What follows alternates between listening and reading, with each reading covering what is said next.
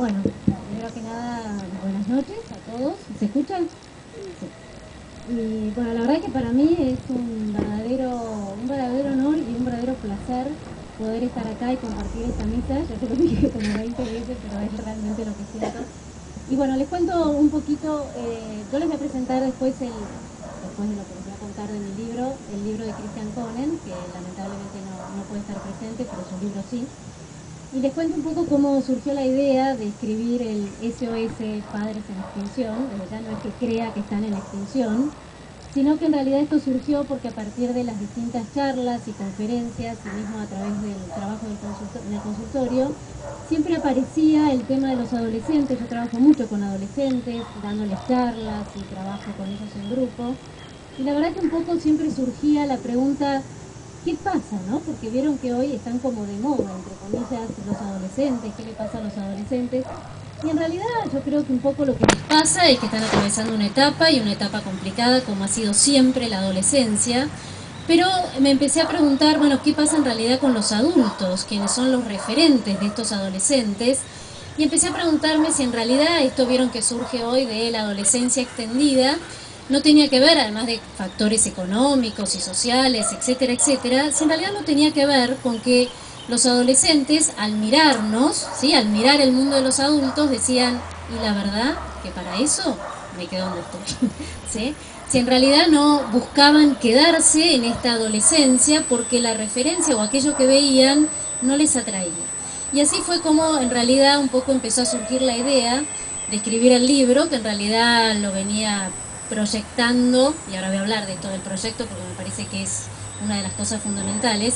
Empecé a proyectarlo y a pensar, bueno, a ver, tratemos de pensar un poco qué nos pasa a nosotros, los adultos, para poder reflexionar realmente qué es lo que les estamos mostrando, para que estén pasando las cosas que hoy están pasando con los adolescentes y los jóvenes, que de alguna manera pareciera ser que no quieren salir de esa etapa porque lo que ven no les atrae, si no les atrae porque lo que les mostramos no es muy atrayente que digamos.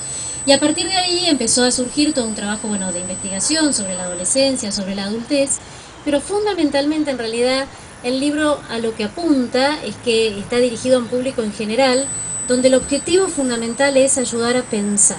Me parece que hoy es un tiempo donde todos vivimos a una velocidad tan grande. Vieron que cuando uno va muy rápido, ¿sí?, manejando, no ve bien el paisaje, ve todo lo mismo, ¿sí? En cambio, cuando uno para y empieza de alguna manera a paisajear, ¿sí?, ve que hay árboles, hay casitas, hay personas, hay otros. Y me parece que de alguna manera, hoy más que nunca, necesitamos parar y empezar a reflexionar realmente sobre el momento que cada uno está atravesando. Y esto tiene muchísima relación con los 3 libros y con la historia que de alguna manera, la vivencia que tuvieron en la montaña, porque de alguna manera esto tiene que ver con algo que dijo recién Antonio, ¿no? Uno no sabe en qué momento las cosas se paran, o lo paran, o paran, ¿sí?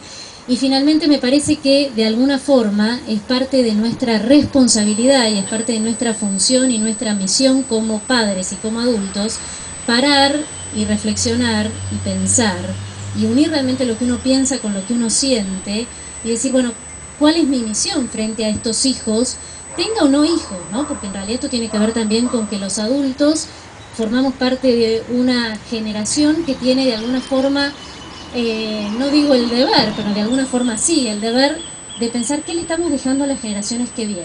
Esto en el libro yo lo desarrollo bastante. Hay un autor que a mí me encanta, que es Erickson, que él de alguna forma plantea que cada etapa es una crisis y toda crisis es cambio.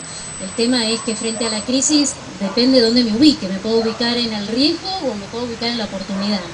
Creo que estos son especialistas. Y frente a la oportunidad uno puede decir, bueno, salgo para adelante. Y parte de la crisis del adulto es pararnos y decir, bueno, ¿cuál es nuestra oportunidad? Y la oportunidad es de alguna manera pensar y realmente ejercer qué le dejamos a la generación que viene.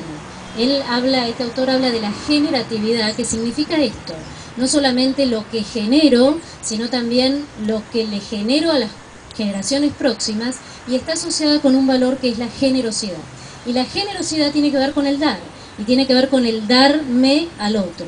Y me parece que esta es parte de nuestra función y de nuestra misión como padres y como adultos.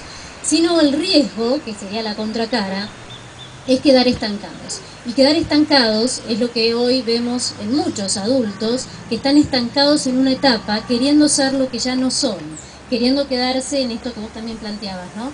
De la edad, que no avance porque si no, no sé qué me pasa, y en realidad lo que no nos damos cuenta es que nos perdemos de la riqueza fundamental que tiene cada una de las etapas, y una es necesaria para la otra. Y si no la vivimos internamente e intensamente, lo más probable es que caigamos en un estancamiento donde quedamos pedaleando en el aire, creo que es una metáfora bastante clara, y sin llegar a ningún lado. Y en todo esto, nuestros adolescentes, nuestros hijos y nuestros jóvenes nos miran y nos ven, y nosotros somos los referentes. Entonces me parece que parte del libro es esto, es parar, es reflexionar, es reubicarnos para decir, con todo lo que tengo, con toda la vivencia, y en esto se asocia mucho a las vivencias vitales, ¿no? A lo que a cada uno le toca. A algunos les tocó a lo mejor una situación de riesgo absoluto, como fue la que vivieron en la montaña, donde el límite no existía, ¿no? Creo que cada vez había más y parecía que el abismo, ¿no? Plantean en una parte, era cada vez más profundo, y cuando uno cree que ya llegó, no, siempre hay un poquito más. Bueno, ese poquito más es lo que me parece que tenemos que también conectarnos para no quedarnos en la superficie. Porque cuando nos quedamos en la superficie, todo queda en un plano tan superficial que no llegamos al fondo. Y en esto creo que los adolescentes y los jóvenes hoy más que nunca están necesitando referentes claros. Están necesitando adultos que le digan, ¿saben qué? Vale la pena vivir. La vida vale la pena a pesar de todo, a pesar de situaciones que uno cree que ya todo está perdido, y sin embargo no, siempre aparece como esa lucecita que dice, hay que seguir. Bueno, eso es parte un poco del planteo del libro, y que de alguna manera se asocia y se relaciona muchísimo con el libro de Christian Konen, que el de él se llama Vínculos, y que él plantea en realidad en cada uno de sus capítulos, donde van siendo de alguna forma artículos, donde va desarrollando y profundizando sobre lo que significa el vínculo. Cuando yo lo leía, y hoy esto lo charlábamos, y aparte tuvimos una reunión antes con Antonio y con Álvaro, que bueno, está navegando, pero ya llegará, no importa, y decíamos, bueno, todo esto tiene una relación y está vinculado, porque el vínculo es lo que a uno de alguna manera lo ata y lo relaciona con el otro. Y el vínculo familiar es aquel vínculo, que lo dijo también Anushka, es aquel vínculo que nos da una identidad. Y la identidad familiar es la que me da un nombre. Y ese nombre es el que me da el nombre que yo tengo y que no tiene otro. Y ese nombre no se pierde a lo largo de la historia. Y a la vez es el que me vincula con otro, que es mi hermano, que me vincula con otro, que es mi padre o mi madre. Y esos vínculos que forman lo que se llama realmente la identidad familiar, la que me da un nombre, es la que Christian va desarrollando a partir de distintos artículos, profundizando fundamentalmente en todo lo que tiene que ver con la educación, partiendo de la base fundamental del vínculo conyugal, que es la base que permite sostener amorosamente, ¿sí?, esas relaciones. Y entonces él va partiendo de estos vínculos, empieza con todo lo que significa educar, y en su primer artículo, de alguna manera, porque son todos artículos que están muy relacionados y que tienen una base común que tiene que ver con el vínculo familiar, él habla de que educar es de alguna manera educar con espíritu deportivo.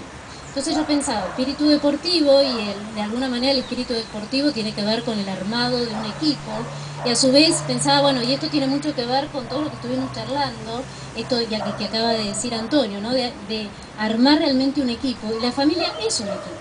Ahora es un equipo donde hay jerarquías, no están todos en igualdad, y las jerarquías tienen que ver justamente con esto de que hay un papá y una mamá que están en una situación distinta a la de los hijos, lo cual no quiere decir que tenga que haber tanta distancia que no se puedan conectar, para nada. Creo que al contrario, es un vínculo, ese vínculo jerárquico es el que permite comunicarnos y relacionarnos de una manera donde hay una diferencia y tiene que haber. Entonces él va planteando ese espíritu deportivo que implica educar, donde bueno, cuando uno hace un deporte, y esto también lo planteaba Antonio, necesita orden, necesita disciplina, necesita normas, necesita pautas, necesita alguien que ponga las reglas, necesita de alguna manera guía.